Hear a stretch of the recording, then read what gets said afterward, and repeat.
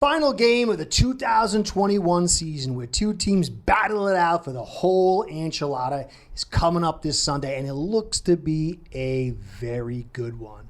The Super Bowl is unlike any other game of the season. Everything's the same. The rules, the way the players play, there's people in the stadium. I mean, nothing really changes except the pressure.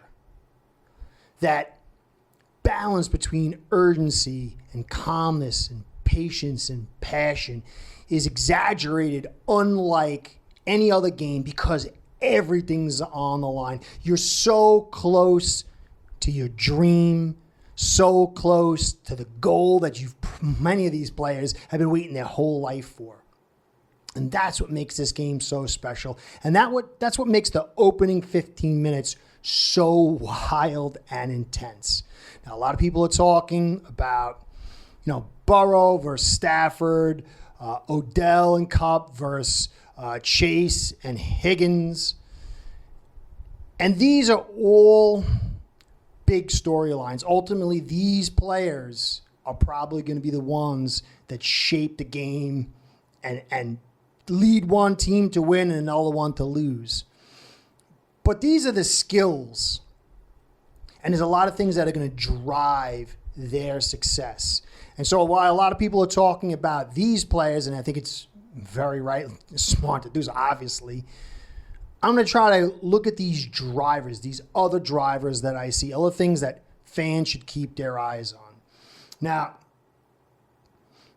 to me, I say it over and over and over again, the NFL, in the NFL, the offense, the teams, they're driven by one unit, and that's the offensive line.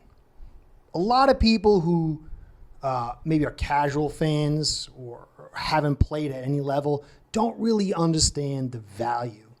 But the offensive line, when I evaluate two teams, that's the first thing I take a look at. I start looking at the matchups of the offensive line versus the defensive line of both teams because that's the foundation. Everything's going to build out from there.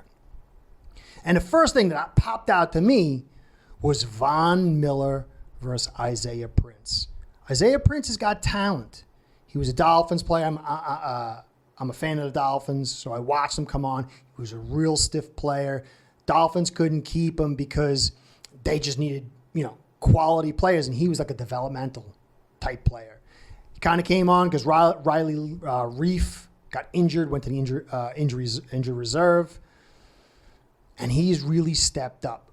But he still lacks some of that movement skills, and you can see it. He's still scrappy, he's big and rangy, but seeing him go against Von Miller through the whole course of the game, but especially in those opening minutes, is going to be a spotlight for me.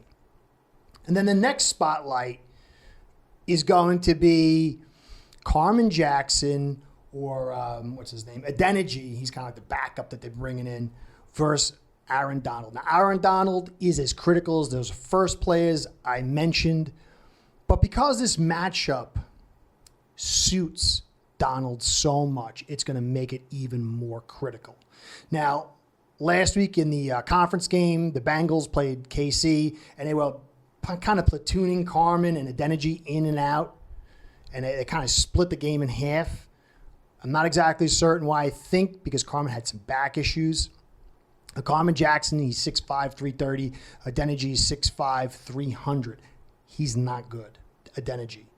Carmen's raw. He started out pretty ugly, but he's kind of come on, and you can see this kid's physical presence is high end. There was times when I was watching the game, his blocking's a little off.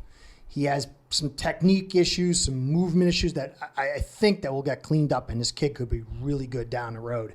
He has a tendency to get his arms around on the outside of the jersey instead of inside. I'm seeing a lot of that. I'm seeing a lot of that from high-end draft picks, which is really surprising, especially on my Dolphins. I saw a lot of that.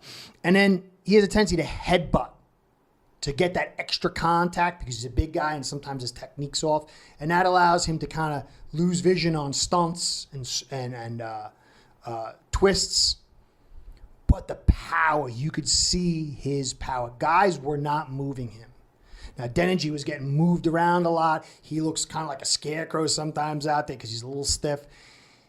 Carmen Jackson has to start, and his size could limit Donald. And what they were doing last week with the 49ers, who have a very good offensive line, is they were using a lot of counteraction on the run where they get it going one direction and bring it back, and then they would kind of be in the way of Donald and get the angle on him. And they had some pretty big guards, and that size can limit Donald, whose best asset is his explosion and strength, but really big guys can offset them, especially when he's getting caught at the angle. And this is what Carmen can do. Will he do it? I don't know. But that's going to be the origin. That's going to be, those two matchups are going to have my eyes laser focused. The rest of the stuff kind of, I think, is a wash back and forth between the Rams on the offensive line, between the Rams defense and the Bengals offensive line. But then the next thing that I'm going to keep my eyes on, and it's kind of interesting, not in a good way for either team, but both starting tight ends look like they're going to miss the Super Bowl. And I feel terrible for both of them. I feel bad for the teams, but for the players who've dreamed about this moment. CJ Uzomah, guy is a big tight end, and he is critical. He can catch, he can block, and it really helps Mixon get into space. And he looks like he's not going to be there. He missed a lot of practice. I don't think he's going to show. It's hard to say because there's fog of war of the injury report, but I don't think he's going to show. But I'm not terribly unhappy about the backups, Drew Sample and Chris Mayock. Mayock was a Dolphin. He's got some talent. Sample's okay. I mean, they're okay. But on the Rams side, Tyler Higbee looks like he's not playing. He was not even practicing at all, and that knee injury looked pretty bad. And they really don't have anybody at the tight end position. They got Blanton and Hopkins. I mean, they could step the game up, but they're not really at a point where they can be, you expect them to be effective. And so these backup tight ends, that's going to be like a second phase of which of these guys are going to step up and which guys are going to step down, because both teams need to run the football and both teams need to pressure the inside of the field. I mean, Bengals really suffered a lot last week with KC. A lot of action inside with the tight end because the Bengals linebackers are like the weakness of their defense. I mean, not to say they're bad, but, you know, the secondary of the Bengals is pretty good, and their front is pretty good, and the linebackers like, so you really want to attack that area, but without the tight end capabilities, it makes it a little bit more difficult. Now, the real primary driver to me, the number one driver of the whole game, is going to be, can the Bengals limit the run game of the Rams? The Rams have the potential to put points on. If you got to worry about the run while stopping the pass, you're going to be in big trouble. And this could be very quickly turn into a track meet. And I don't think the Bengals will be able to keep up with that because the defense of the Rams is so good with that front. And if they know that you're passing, that could be very dangerous for the Bengals. So the primary thing I want to see is, can the Rams running game be stopped by the Bengals, similar to what they did against KC, where they really operated with their base look and didn't really bring any much extra help. This way they were able to focus on stopping the pass and not really be overly concerned about the run. Now, the Bengals have a nice secondary. I like Hilton, Woozy, Von Bell, but Odell and Kupp, that's dangerous. That's explosion.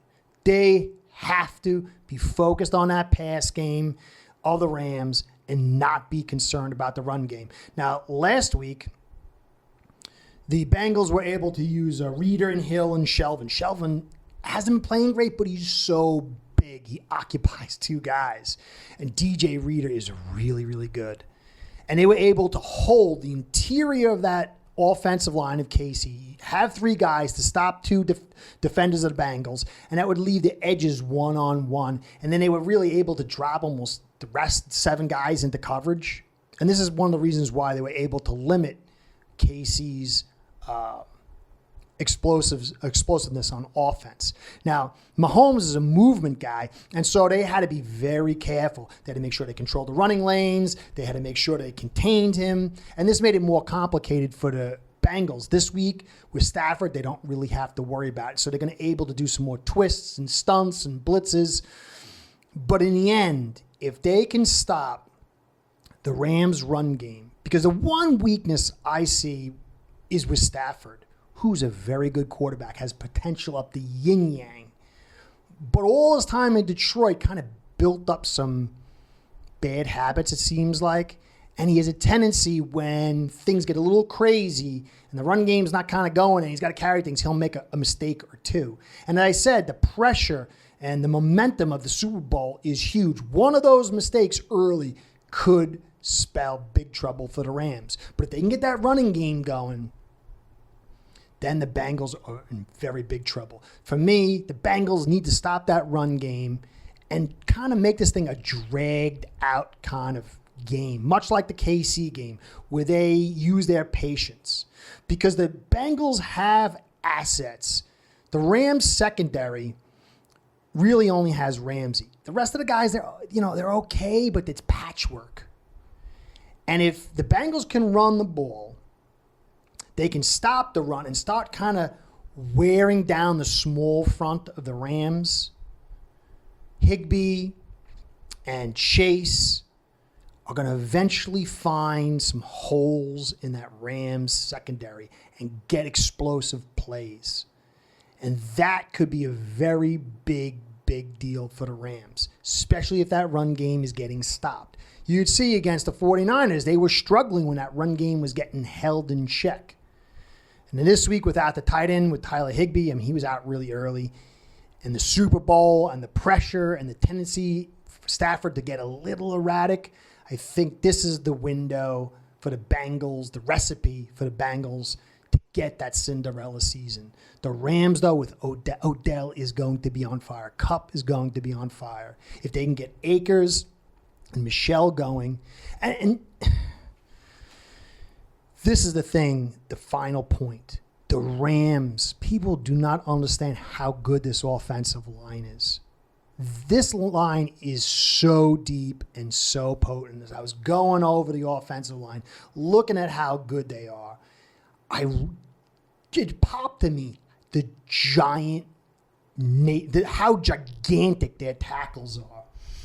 Andrew Whitworth is 6'7", 330. And Haverstein is 6'8", 330, and they move like cats. I was astounded at the size of the two of these guys. Inside they got Corbett, Edwards, and the center at Allen. They're good, but a little smaller, but those tackles are so good and gigantic. And I think that the Bengals are not going to get away with that one-on-one. Last week against the Kansas City's tackles, they were getting one-on-one with Hubbard, and he was making some plays. I don't think you're going to see that. I think they're not going to get as potent a pass rush just in that flat vanilla look. They're going to have to bring twists. They're going to have to bring stunts and blitzes. But that's going to start coming about a lot more if the Rams offense falls off schedule because they can't run the football. Corbett, Edwards, and Allen, they're kind of smallish. And Hill, Shelvin, and especially DJ Reed are going to be a handful. So this is where the game's going to be run. Can the Rams run the football? Can the Bengals focus on the pass early, slow this thing down, get the nerves out, get their own run game going, and start making this, because Super Bowl is either tendency to be real tight going into the fourth quarter or total blowouts. And I think if it's going to be a blowout fashion, the Rams are either going to blow the Bengals out early, or the Bengals are going to grind and fight like a boa constrictor, wrap around the Rams and slowly drag this thing into like the third and fourth quarter where they take the hold. Where their offensive linemen are pretty big. Quentin Spain is like 330. Carmen, I already talked about. they can wear out this small front. So this is where it is. It's really the knockout artist versus the body blow guy. So this game is going to be so fantastic. And obviously all these big players that we mentioned, they're going to be critical. They're going to be the stars. But this foundation part that I talked about, I really see as being, to me, the spotlight of the game and the focus, especially early. I'm really looking forward to it. My son, I want him to be a Dolphins fan. He ain't having it, especially after this year. He was starting to get excited, and now he's not. He's like, where's Flores? So he's a Rams fan. So he's rooting for the Rams. So I guess I got to kind of root for the Rams. But I really like Burrow, so I'm rooting for the Burrow. So I'm just really hoping for a good game, and I'm really excited. This is going to be this was to me, this was the best playoff experience I've seen as a fan of the NFL ever. And I'm hoping that the cherry on top is this Super Bowl. Anyway, get ready for a big game. This is our last game before the long desert of the offseason for all of us. So thank you for staying to the end. Please like, comment, and subscribe. Comments mean the most. I love comments. I learned so much. You know the whole deal. For those who listen to me, I keep saying it all the time, but I really mean it. Subscribes and likes, they help us with the Google Overlords, and my sponsor back over here, Ace Per Head. They like that when the Google Overlords are happy, and it keeps me in business. So please subscribe and like. And get ready, man. This is our last game until the 2022 season. Man, I remember being a kid and listening to Prince singing, it's going to party like it's 1999. I never thought 1999 was going to come, and we're in 2022. Man, who would have thunk? Anyway, this is Kurt saying thank you for staying to the end. Please like, comment, subscribe. Catch you next time. Have a great Super Bowl and a safe Super Bowl weekend. See you soon, and be well. Start building your own online sportsbook today by getting signed up with aceperhead.com service that'll allow you to book action on sports from all around the world.